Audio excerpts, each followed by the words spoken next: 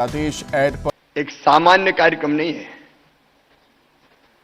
आत्मीयता, स्नेह और प्रेम से पुलिस परिवारों के साथ जो हमारे अपने परिवार है इस कार्यक्रम को संपन्न कर रहे हैं। उसमें कृपा पूर्वक पधारे हुए भारत के गृह मंत्री, सहकारिता मंत्री, आज के कार्यक्रम के मुख्य अतिथि आदरणीय श्रीमान अमित शाह जी, एक बार और जबरदस्त तालियां बजा के अमित जी का स्वागत कीजिए, अभिनंदन कीजिए। मैंने उनसे अनुरोध किया था कि ये केवल पुलिस के मकानों के लोकार्पण और शिलान्यास का कार्यक्रम नहीं होगा, हमारा स्नेह, प्रेम और आत्मीयता भरा कार्यक्रम होगा। तो उन्होंने प्रसन्नता जाहिर की कि मैं जरूर आऊंगा। आज वो पधारे। हमारे गृह मंत्री आदरणीय नरोत्तम मिश्रा जी, प्रभारी मंत्री और नगरीय विकास मंत्री आदरणीय भूपेंद्र जी, डीजीपी हमारे पुलिस परिवार के प्रमुख सुधीर सक्सेना जी, पद्मश्री डॉक्टर जेएम व्यास जी, एनएफएसयू का कैंपस यहां बन रहा है, अजय कुमार भल्ला जी, राजेश राजौरा जी, उपेंद्र जैन यहां उपस्थित। क्योंकि यह पारिवारिक कार्यक्रम है इसलिए औपचारिकता छोड़ के मैं अनौपचारिक संबोधन कर रहा हूं। प्रिय बहनों, भाइयों, भांजे और भांजियों,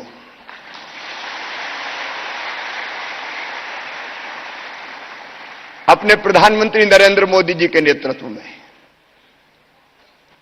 जो अब विश्व का मार्गदर्शन कर रहे हैं, दुनिया को दिशा दिखाने का काम कर रहे हैं, उनके नेतृत्व में एक वैभवशाली, एक गौरवशाली, एक संपन्न, एक समृद्ध और एक शक्तिशाली भारत का निर्माण हो रहा है। गर्व होता है आज देख के हमारे देश को, जिस स्थान पर भारत है। आज पूरी दुनिया भारत की जयकार करती है और ऐसे अपने देश की एकता, अखंडता और आंतरिक एकता को मजबूत करने के अद्भुत काम जिन्होंने किए हैं, विशेषकर नरोत्तम जी ने कई चीजें बताई हैं, लेकिन नॉर्थ ईस्ट को जैसे आतंकवाद से मुक्त करके और परस्पर संबंध प्रगाढ़ करके पूरी तरह से भारत के साथ एकात्म आज कर दिया है, सचमुच में गर्व होता है। ऐसे देश की एकता और अखंडता के लिए काम करने वाले आदरणीय गृह मंत्री जी आज हमारे बीच में आए हैं और कार्यक्रम जैसा बता रहे थे अभी प्रेजेंटेशन में आपको, मैं एक बार 10-11 की बात होगी, 2010-11 मैंने अखबार में पढ़ा कि पुलिस के मकानों की बड़ी दुर्दशा है। तो जहांगीराबाद में बरसात के दिनों में, ऐसे दिनों में मैं उन मकानों का निरीक्षण करने चला गया। मकान क्या थे? बरसात में उनमें छाता लगाना पड़ता था, छत टप टप करके चूती थी, फूटे कबेलू थे, सीलन भरी हुई थी और छोटे छोटे दड़वे नुमा कमरे उनके हुआ करते थे। उन परिस्थितियों में हमारे कांस्टेबल, हमारे हेड कांस्टेबल, यहां तक कि एएसआई सब रहा करते थे। और तब मेरे मन में विचार आया कि हम कहते हैं पुलिस से अपराधियों को मारो, दुष्टों का दलन करो, परित्रणाय साधुनाम विनाशाय च दुष्कृताम, सज्जनों के लिए फूल से ज्यादा कोमल रहो, दुष्टों के लिए वज्र से ज्यादा कठोर हो जाओ, लेकिन खुद के रहने का ही ठिकाना नहीं है। जिन अस्वास्थ्यकर परिस्थितियों में रह रहे हैं उसमें कैसे हम मानसिक रूप से मजबूत होकर बेहतर काम कर सकते हैं। और कई जगह किराए के मकान में रहते थे और किराया इतना कम होता था कि उसमें किराया पूरा थोड़ी पड़ता था। तो कई बार तो यह स्थिति थी कि हमारे कांस्टेबल झुग्गी झोपड़ियों में किराए की कोई झोपड़ी ले लेते थे।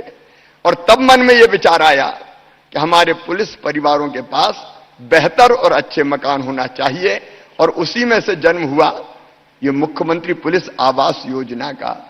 और आज मुझे बताते हुए प्रसन्नता है कि हमने 25,000 मकान बनाने का लक्ष्य हाथ में लिया था। 25,000 मकान बनाएंगे, 12,000 के आसपास बन चुके हैं, बाकी जल्दी बनेंगे। लेकिन ये केवल 25,000 तक मकानों का निर्माण नहीं रुकेगा। आगे जैसे जैसे जरूरत होगी हम इन मकानों की संख्या लगातार बढ़ाते चले जाएंगे। अभी हमने यहां देखा, हमें मिला है भरपूर मान, हमारा घर हमारी शान। घर अच्छा हो तो केवल पुलिसकर्मी का मनोबल नहीं बढ़ता, बच्चे अच्छी परिस्थितियों में रहते हैं, ढंग से अध्ययन करते हैं। स्थिति बनाने का है उतना ही बड़ा काम पुलिस के परिवारों को अच्छे परिवेश में वो रहे इसका इंतजाम करने का है, और वो काम करके मन आनंद और प्रसन्नता से भरा हुआ है। मध्य प्रदेश पुलिस की अनेकों उपलब्धियां हैं जिनके बारे में गृह मंत्री जी ने अभी विस्तार से बताया, मैं उसके विस्तार में नहीं जाऊंगा, लेकिन मुझे गर्व होता है। ये बात सच है कि एक जमाना था तब चारों तरफ मध्य प्रदेश की ख्याति थी, केवल डकैतों के प्रदेश के रूप में। चंबल के बीहड़ में एक नहीं अनेकों डाकू, जिनमें से कई के ऊपर तो फिल्में भी बनी। लेकिन ये मध्य प्रदेश पुलिस है, गर्व है मुझे कहते हुए। हमने टास्क दिया और कह दिया कि मध्य प्रदेश की धरती पर अब डाकू नहीं रहेंगे। तो मुझे अच्छी तरह याद है, 1 साल के अंदर सारे सूचीबद्ध गिरोह समाप्त किए थे, तो हमारे इन्हीं वीर जवानों ने समाप्त किए थे। तब से आज तक पनप नहीं पाए। और यह बात भी सही है कि एक जमाना था जब सिटिंग जो मंत्री हुआ करते थे, नक्सलवादियों ने उनकी गर्दन काट दी थी। लेकिन आज मुझे कहते हुए गर्व है, नक्सलवाद को समेट दिया है तो छत्तीसगढ़ और महाराष्ट्र की सीमा का जो लगा हुआ इलाका केवल वही। पिछले 2 साल में 7 दुर्दांत नक्सलवादियों को ढेर किया है, तो हमारे इन पुलिस के जवानों ने किया है। अभी 3 पे तो लगभग 57 लाख रुपए तक का इनाम था।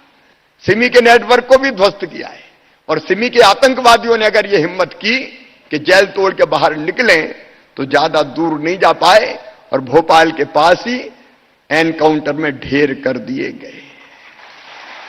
दादा, गुंडा, बदमाश, माफिया, वैसे ही मध्य प्रदेश शांति का टापू है। अब बहुत बड़े माफिया तो मध्य प्रदेश में मिलते नहीं है, लेकिन छोटे मोटे भी अगर कहीं मिले तो उनको भी नेस्त नाबूद मध्य प्रदेश की पुलिस ने किया है।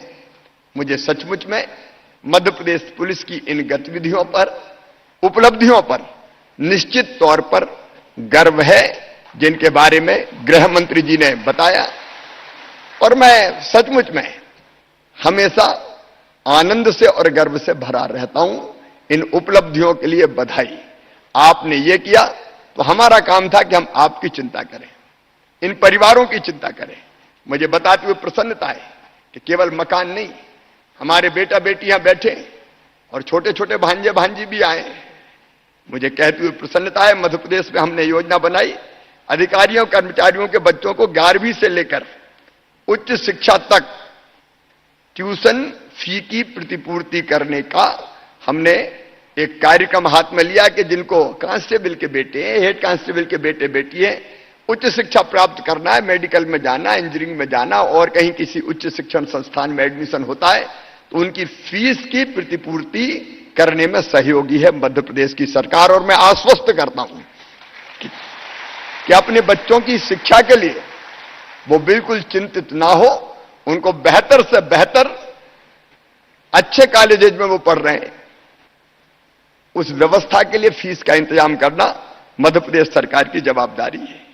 किसी भी अधिकारी कर्मचारी, भगवान ना करे कभी हो, लेकिन यह मध्य प्रदेश जिसने तय किया कि अपने कर्तव्यों की पूर्ति करते हुए अगर कोई हमारा साथी शहीद होता है तो हम 1 करोड़ रुपए की सम्मान निधि उसके परिवार को देने का काम करते हैं। ना देना पड़े लेकिन होता तो यह मध्य प्रदेश सरकार देती है। लेकिन इसके अलावा हमने सेवानिवृत्ति के पश्चात भी 2 वर्ष की अवधि में अगर मृत्यु हो जाए तो 1 लाख रुपया जो स्वतः है उनके भुगतान के अतिरिक्त देने का काम करते हैं। पुलिस स्वास्थ्य सुरक्षा योजना मध्य प्रदेश में हमने बनाई है, जिसमें पुलिस अधिकारियों कर्मचारियों के लिए अगर जरूरत पड़ती है तो अनुबंधित अस्पताल में कैशलेस इलाज की व्यवस्था की जाती है। नहीं तो कोई बड़ी बीमारी भगवान ना करे हो जाए तो परिवार परेशान हो जाते थे। ऐसी अनेकों वेलफेयर की स्कीम्स अपने पुलिस परिवारों के लिए, मध्य प्रदेश सरकार चला के जो मध्य प्रदेश की जनता के लिए दिनों रात खड़े रहते हैं, होली, दिवाली, रंग पंचमी, दशहरा, नवरात्रि, गणेश उत्सव, बाकी सब अपने परिवार के साथ मनाते हैं, लेकिन सब अपने परिवारों के साथ मना सके इसलिए अपने परिवारों से दूर रह के दिनों रात काम करके जो प्रदेश की जनता की सुरक्षा के काम में लगे रहते हैं, उनके लिए आखिर हमारे भी कोई कर्तव्य है। उनकी पूर्ति का ये विनम्र प्रयास मध्य प्रदेश सरकार ने किया है और निरंतर वेलफेयर के इन कामों में मध्य प्रदेश सरकार लगी रहेगी, क्योंकि हम आपको अपने परिवार का हिस्सा मानते हैं। हम एक ही परिवार हैं जो मिलकर साथ काम कर रहे हैं प्रदेश की समृद्धि और विकास के लिए। और इसलिए आज के कार्यक्रम में आप सबको एक साथ देखकर माननीय गृह मंत्री जी भी, माननीय अमित शाह जी भी प्रसन्न है। जब मैंने बताया कि परिवार आएंगे तो उन्होंने प्रसन्नता का प्रकटीकरण किया था। लेकिन आज एक और प्रसन्नता का विषय है। मैं धन्यवाद देना चाहता हूं आदरणीय गृह मंत्री जी आपको। मध्य प्रदेश में नेशनल फॉरेंसिक साइंस यूनिवर्सिटी का कैंपस प्रारंभ हो रहा है। यह साधारण घटना नहीं है। जैसा भी बता रहे थे व्यास जी, हमारे विजनरी प्रधानमंत्री श्रीमान नरेंद्र मोदी जी जब गुजरात के मुख्यमंत्री थे और आदरणीय अमित भाई गुजरात के गृह मंत्री थे, तब उन्होंने फॉरेंसिक साइंस यूनिवर्सिटी बनाने का अभिनव और राष्ट्र और जनहित से जुड़ा हुआ सपना देखा था। और वो सपना गांधीनगर में फॉरेंसिक साइंस यूनिवर्सिटी की स्थापना कर फलीभूत हुआ। और ये यूनिवर्सिटी ने इतनी ख्याति प्राप्त की कि अक्टूबर 2020 में माननीय प्रधानमंत्री जी ने इसे नेशनल यूनिवर्सिटी घोषित किया और साथ ही राष्ट्रीय महत्व का संस्थान का मानद दर्जा उन्होंने प्रदान किया। यह हम सबके लिए गर्व की बात है। प्रधानमंत्री और गृह मंत्री जी का देश आभारी है कि आज एनएफएसयू केवल एकमात्र फॉरेंसिक साइंस यूनिवर्सिटी है पूरी दुनिया की। और इस यूनिवर्सिटी में 62 कोर्स चल रहे हैं और केवल भारत के नहीं, 70 से अधिक देशों के विद्यार्थी और पुलिस अधिकारी प्रशिक्षण प्राप्त कर रहे हैं। 70 देश। और मैं बहुत आभारी हूं आदरणीय अमित शाह जी आपका। भोपाल में आपने एनएफएसयू गांधीनगर का कैंपस स्थापित करने का फैसला किया।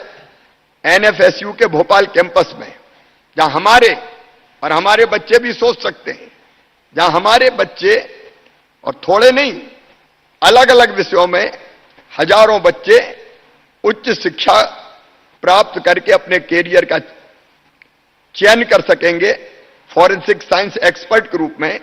वहीं हमारे प्रदेश के पुलिस अधिकारी, पुलिसकर्मी, अभियोजक, न्यायाधीशों द्वारा भी इस कैंपस में फॉरेंसिक साइंस की विभिन्न विधाओं का प्रशिक्षण प्राप्त किया जा चुकेगा। अभी 4 कोर्स प्रारंभ हो गए, लेकिन इसके बाद लगभग 20 कोर्स और प्रारंभ होने वाले हैं।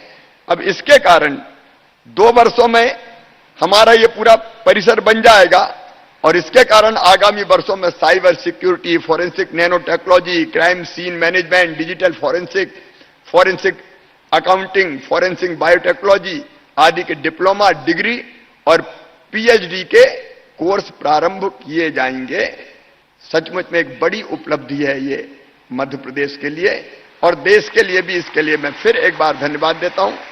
अभी जब व्यास जी से बात हो रही थी तो उन्होंने भोपाल कैंपस के लिए कुछ अतिरिक्त जमीन की मांग की थी। मध्य प्रदेश सरकार जितनी जमीन की आवश्यकता होगी व्यास जी निश्चित तौर पर इस कैंपस के लिए देने का काम करेगी। एनएफएसयू के भोपाल कैंपस में डीएनए प्रोफाइलिंग, साइबर सिक्योरिटी आदि की लैब स्थापित हो जाने के बाद उक्त सुविधाओं का राजहित में उपयोग करने के क्रम में मध्य प्रदेश सरकार द्वारा एनएफएसयू भोपाल कैंपस से हम एमओयू भी करेंगे। रतलाम और रीवा में 2 नई रीजनल फॉरेंसिक साइंस लैब हम प्रारंभ करने जा रहे हैं ताकि वैज्ञानिक विवेचन और एविडेंस के माध्यम से हम अपराधियों को सजा दिला सकें।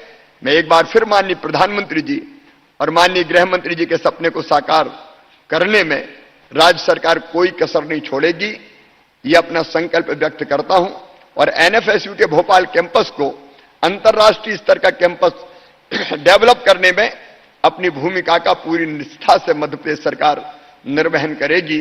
एक बार फिर आज भोपाल पधारने पर और भोपाल में भी हम पुलिस परिवार के बीच पधारने पर माननीय गृह मंत्री जी आपका फिर हृदय से स्वागत करता हूं, अभिनंदन करता हूं। अपनी ओर से 8 करोड़ जनता की ओर से आपका स्वागत है, अभिनंदन है। बहुत बहुत धन्यवाद, प्रणाम, नमस्कार। बोलिए भारत माता की।